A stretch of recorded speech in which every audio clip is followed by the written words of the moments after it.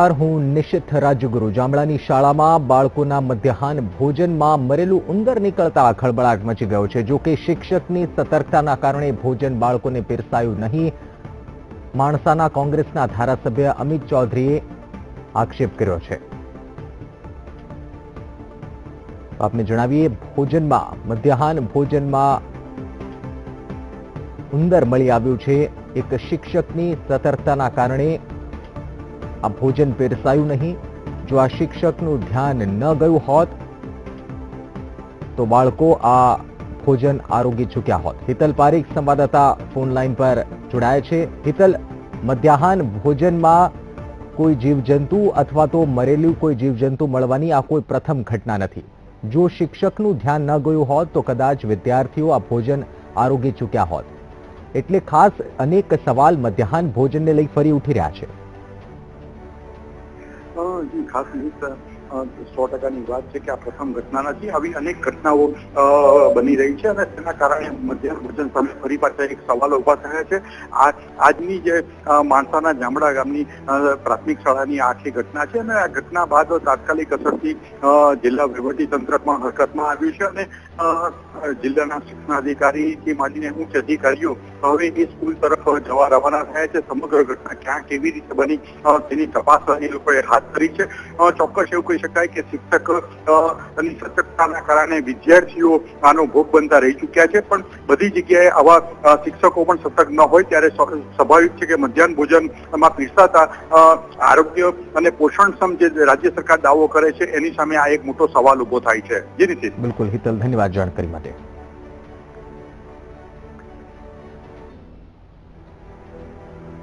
તો અમે આપને જે એક્સક્લુઝિવ ફૂટેજ દેખાડી રહ્યા છે, આપ સ્પષ્ટપણે જોઈ શકો છો કે એક મરેલું ઉંદર આ ભોજનમાં દેખાઈ રહ્યું છે।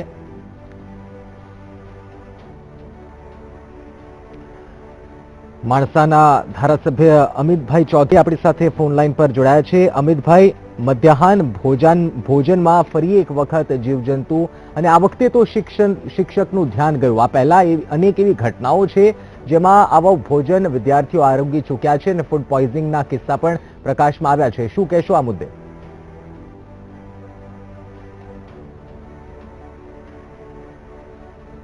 એમાંથી મરેલો ઉંદર આજે એક જામણા કરીને ગામ છે એમાંથી મળ્યો।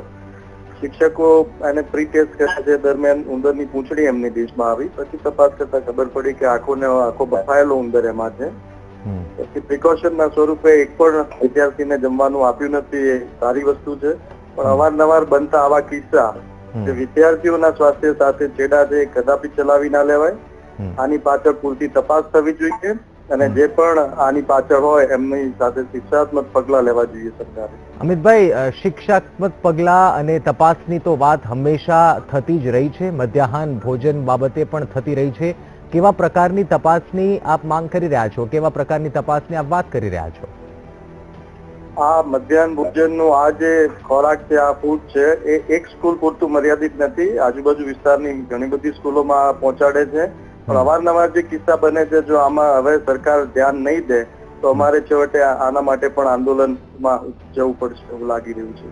એટલે આપ વાત જ કરી રહ્યા છો કે હકીકતમાં આપ આંદોલન પણ કરશો? કારણ કે મધ્યાહન ભોજનમાં હવે આની પાછળ પૂરતી તપાસ થઈને શિક્ષાત્મક પગલા નહીં લે સરકાર તો અમે ખરેખર હવે આંદોલન ઉપર જઈશું। નહીં, આપ સંકળાયેલા છો, આપ ધારાસભ્ય છો, આપને ખ્યાલ જ હશે કેવા પ્રકારના પગલા લેવા જોઈએ। આપ કેવા પગલાની વાત કરી રહ્યા છો? શિક્ષાત્મક પગલા એક માત્ર શબ્દ છે, કોટ કરેલો શબ્દ છે। અહીંયા મામલતદારથી લઈને શિક્ષણ વિભાગની ટીમો અને સ્વાસ્થ્ય વિભાગની પણ એક ટીમ આવી ગઈ છે અને એનું સેમ્પલ લેવાનું ચાલુ છે।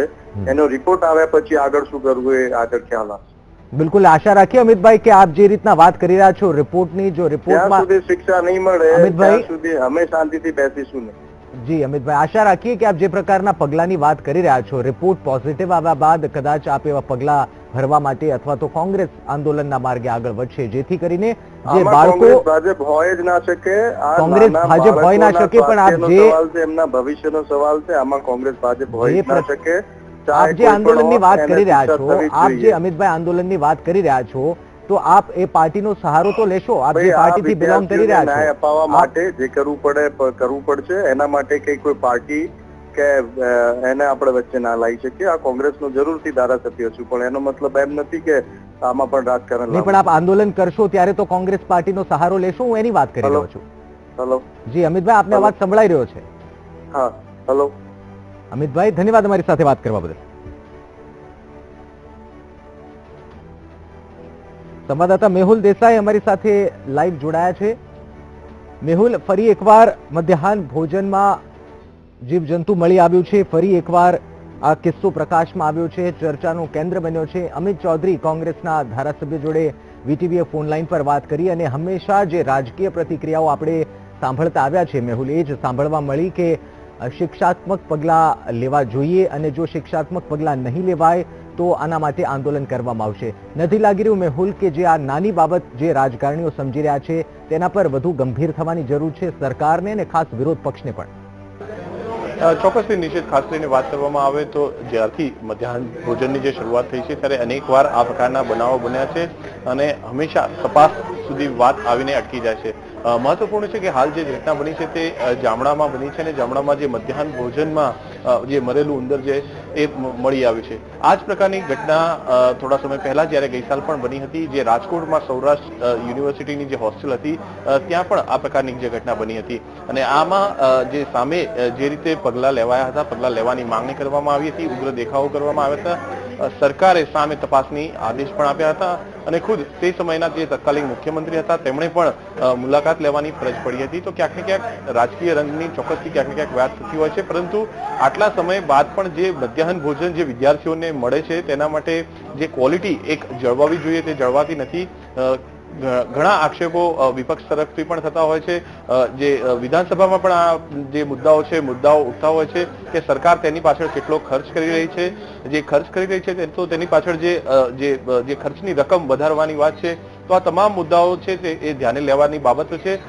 હાલમાં જે ઘટના બની છે તેને લઈને ચોક્કસથી જે ધારાસભ્યએ પ્રતિક્રિયા આપી છે, અમે પણ સાંભળ્યું છે કે તેઓ તપાસની માંગણી કરી રહ્યા છે. પરંતુ આટલા સમય સુધી જેટલા સમયથી મધ્યાહન ભોજનની જે શરૂઆત થઈ છે ત્યારબાદ પણ હજુ સુધી જે ક્વોલિટી જે જળવાવી જોઈએ તે નથી જળવાઈ, તે સૌથી મોટો એક પ્રશ્ન ચોક્કસથી નિશ્ચિત બની રહે છે. સવાલ અહીંયા એ પણ થઈ રહ્યો છે અને એ પણ જાણવું જરૂરી બને છે કે શું ભૂતકાળમાં કોઈ આવી ઘટના બની છે કે મધ્યાહન ભોજનમાં આવા પ્રકારનું જીવજંતુ મળ્યું હોય અને સરકાર દ્વારા અથવા તો વિરોધ પક્ષ દ્વારા કોઈ એવી માંગ કરવામાં આવી હોય અથવા તો એવું દાખલારૂપી પગલું લેવામાં આવ્યું હોય જેથી કરીને એક ભયનો માહોલ ઉભો થાય, જે આવું કૃત્ય કરી રહ્યા છે, જે આટલા બેદરકાર છે એમની સામે એક ભયનો માહોલ ઉભો થાય. શું ભૂતકાળમાં સરકાર દ્વારા કોઈ આવા પગલાં લેવાયા છે ખરા?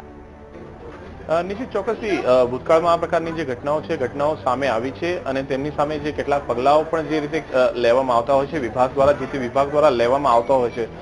પરંતુ મહત્વનો મુદ્દો અહીં એ પણ છે કે જે સરકાર જે ખર્ચ કરી રહી છે અને જે પણ જેને કોન્ટ્રાક્ટ આપવામાં આવે છે તે વ્યક્તિઓ આ જે મધ્યાહન ભોજનની જે તૈયારીઓ કરવાનીમાં કેટલા સક્ષમ છે તે પણ જાણવું જરૂરી હોય છે અને જે ખર્ચ કરવામાં આવે છે પ્રતિ વિદ્યાર્થી તે પણ એક મહત્વનો મુદ્દો છે.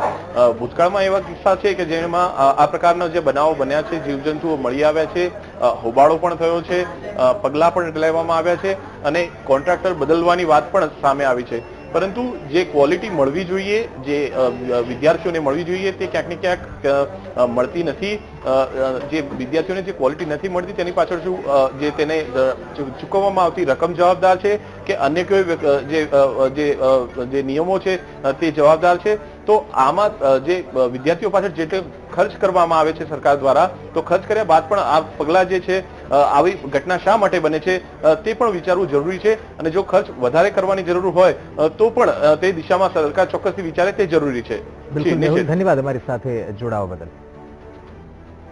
આપને જણાવીએ કે અમે આપને જે દ્રશ્યો દેખાડી રહ્યા છે એ મધ્યાહન ભોજનમાં જે ઉંદર મળી આવ્યું છે તેના દ્રશ્યો છે. કોંગ્રેસનું જણાવવું છે પગલાં નહીં લેવાય તો આંદોલન પણ કરવા અમે તૈયાર છીએ. બીજી તરફ હવે સરકાર આ બાબતે શું પગલાં લે છે, જે કોન્ટ્રાક્ટ જેના હાથમાં છે શું તેને કેવા પ્રકારના ગંભીર તેના પર પગલાં લેવામાં આવે છે તે એક સવાલ છે, કારણ કે વિદ્યાર્થીઓના સ્વાસ્થ્યને સંબંધિત આ એક ગંભીર મુદ્દો